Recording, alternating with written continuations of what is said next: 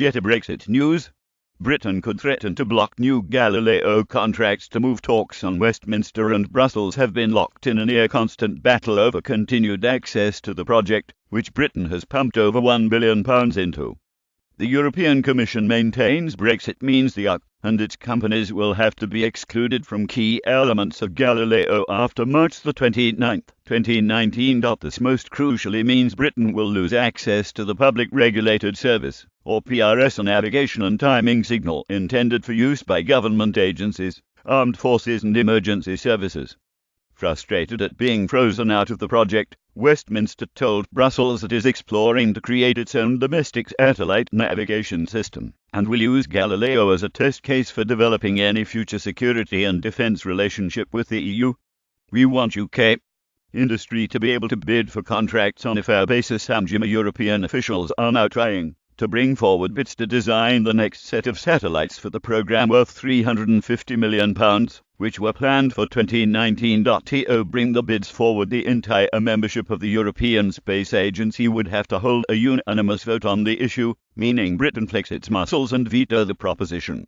Brussels insists it is not attempting to freeze Britain out of Galileo, but instead is respecting the rules, which the UK also agreed to, meaning no third country can participate in the programme without an agreement.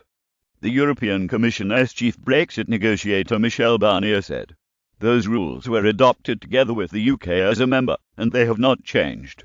Those rules do not prevent the UK, as a third country, from using the encrypted signal of Galileo, provided that the relevant agreements between the EU and the UK are in place."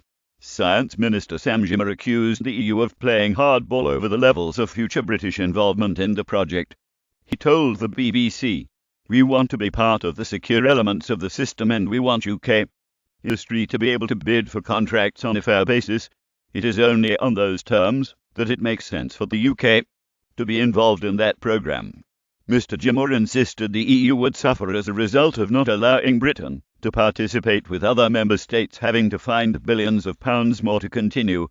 He added, "Quite rightly, because of the implications for us in terms of defence and our national security. Were we not to be able to participate in Galileo, we would look at alternative options and we would leave nothing off the table.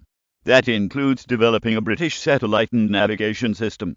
Britain's space agency wrote to 13 firms to remind them that they need security authorization to work on any future Galileo contracts, which some interpreted as a threat to block UK tech being transferred to the EU27. A UK space agency spokesman said, "We have written to all UK companies currently authorized to work on the secure elements of Galileo, asking them to consult us before taking on future contracts relating to the design and development of the programme and its encrypted service.